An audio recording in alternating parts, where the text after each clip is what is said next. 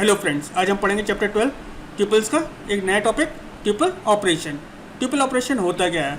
अगर हम दो ट्यूपल्स को ज्वाइन कर रहे हैं, ये एक ट्यूपल ऑपरेशन हुआ। अगर हम किसी ट्यूपल से कुछ सब उसके एलिमेंट्स निकाल रहे हैं, ये एक ऑपरेशन हुआ। चलिए देखते हैं ट्यूपल ऑपरेशन होता क्या है। अगर मुझे दो ट्यूपल्स को ज्वाइन करनी है तो जैसे हम लिस्ट में करते थे, एक प्लस ऑपरेटर यूज़ करते थे और उसको दो लिस्ट के बीच में ऐड यूज़ कर लेते थे। सेम वैसे ही हम ट्यूपल में करेंगे। आप एक ट्यूपल लोगे और प्लस साइन यूज़ करोगे और दूसरी ट्यूपल लोगे तो दोनों कंबाइन हो जाएंगी, दैट मीन्स कॉन्कैटिनेट हो जाएंगी। लेकिन इसके भी कुछ रूल्स हैं। आप सिमिलर डेटा टाइप तो यूज़ कर सकते हो, दैट मीन्स अगर आप ज्वाइन करना चाहते हो ट्यूपल्स को तो आपकी जो पहली होनी चाहिए वो भी ट्यूपल होनी चाहिए, प्लस साइन, देन नेक्स्ट जो होनी चाहिए वो ट्यूपल होनी चाहिए। अगर आप ट्यूपल प्लस नंबर करते हो तो वो एरर मैसेज थ्रो करेगा। अगर ट्यूपल प्लस आप स्ट्रिंग करते हो जब भी एरर आएगा, ट्यूपल प्लस लिस्ट करते हो तो जब भी एरर आएगा। इसको प्रैक्टिकली करने की कोशिश करते हैं और समझते हैं क्या होता है।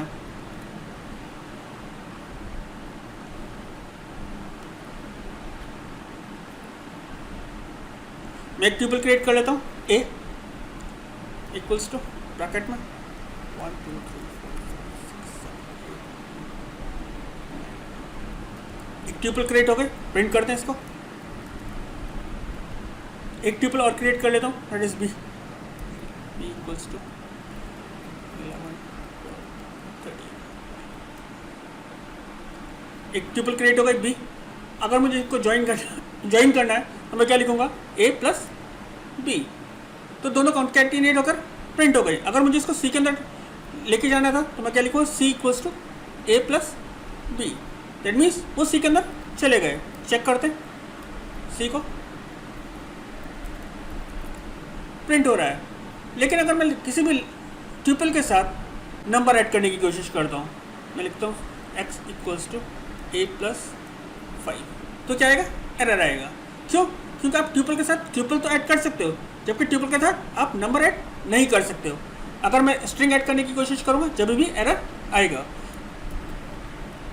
क्योंकि आप ट्यूपल के साथ स्ट्रिंग भी ऐड नहीं कर सकते। मैं एक लिस्ट क्रिएट कर लेता हूँ,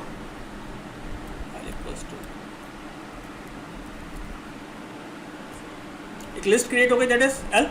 अब मैं इसको भी ज्वाइन करने की कोशिश करता हूँ तो ये भी ज्वाइन नहीं होगी। दैट मीन्स अगर ट्यूपल को कंबाइन करना है तो दोनों साइड क्या होनी चाहिए, प्लस साइन के ट्यूपल ही होनी चाहिए। अगर ट्यूपल नहीं होगी तो क्या होगा, एरर आएगा।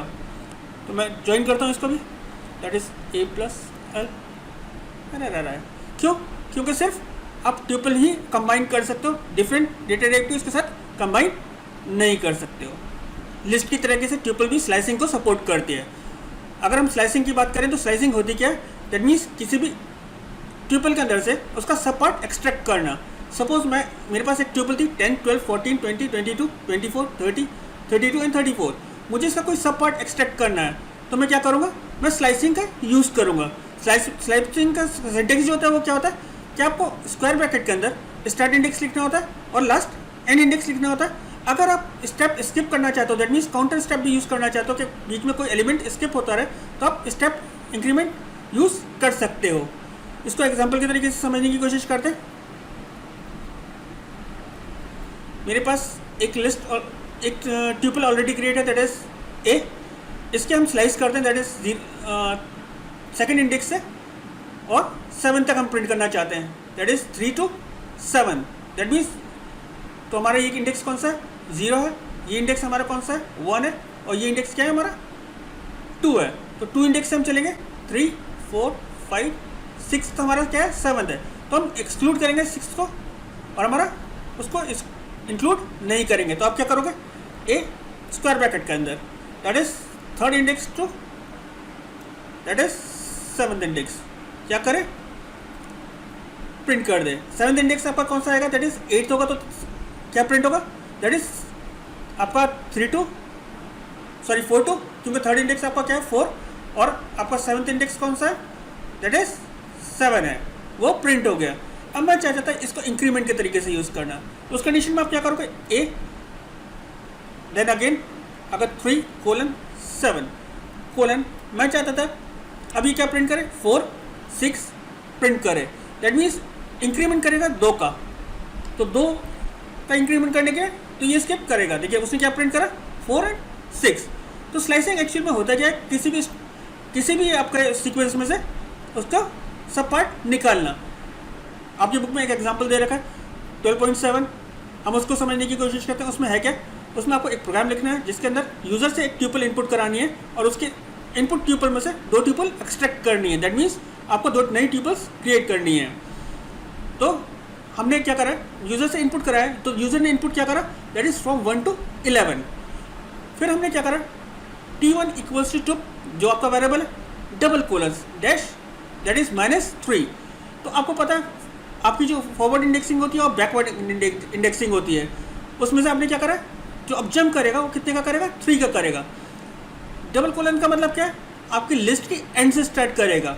यहाँ पर आपकी लिस्ट क्या है, दैट इज़ 11। अगर माइनस इंडेक्सिंग की बात करो 11 से स्टार्ट करेगा और -3 करेगा, 11 आपका प्रिंट होगा। देन आपके दो जो आपके एलिमेंट्स हैं ये स्किप करेगा, देन उसको क्या प्रिंट करेगा, 8 प्रिंट करेगा। देन 2 एलिमेंट स्किप करेगा, देन क्या प्रिंट करेगा, 5 प्रिंट करेगा। देन 2 एलिमेंट स्किप करेगा, देन वो क्या करेगा, 2 प्रिंट करेगा। और अब नेक्स्ट आगे जाना चाहेगा तो आगे नहीं जाएगा, क्यों, क्योंकि आपकी लिस्ट एंड हो गई। अगर आप 2 एलिमेंट स्किप करेगा तो वो आगे जा ही नहीं सकता। नेक्स्ट हमारा क्या है, 2 equals to tube, that means second index से स्टार्ट करे, कहाँ तक जाए, 8 इंडेक्स तक जाए और कितने का जंप करे, 2 का जंप करे। अगर हम इसकी बात करें तो ये क्या है, 0 इंडेक्स है। 2 की बात करें तो ये क्या है, 1 इंडेक्स है। और हमारा 3 जो है क्या है, सेकंड इंडेक्स है। तो हमारा कहाँ से स्टार्ट होगा, सेकंड इंडेक्स से स्टार्ट होगा। अगर सेकंड इंडेक्स से हम स्टार्ट करेंगे तो सबसे पहले क्या प्रिंट होगा, 3 प्रिंट होगा। देन उसने 4 को स्किप कर देगा, क्यों, क्योंकि हमने कोलन 2 दे रखा स्टेप जंपिंग के लिए। देन उसने क्या प्रिंट करा, 5 प्रिंट करा। देन उसने एक अगेन स्किप कर दिया कोलन 2 की वजह से।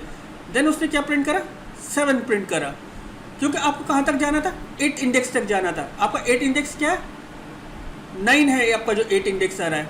लेकिन क्योंकि लास्ट वाला इंक्लूड नहीं करता, that is excluding that one, इसलिए उसने क्या प्रिंट करा, 3, 5, 7। इसको प्रोग्राम को एग्जीक्यूट करके चेक कर लेते हैं।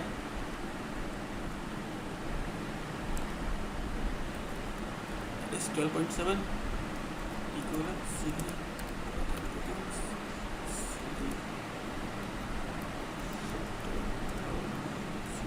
examples Python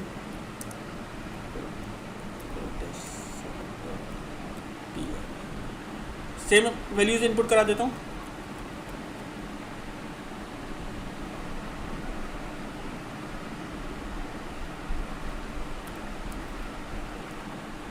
देखिए आउटपुट सेम आया जैसे अभी हमने एग्जांपल में समझा। तो स्लाइसिंग एक्चुअल में होता क्या है कि आपकी किसी भी ट्यूपल के अंदर से कोई भी सब पार्ट एक्सट्रैक्ट करना।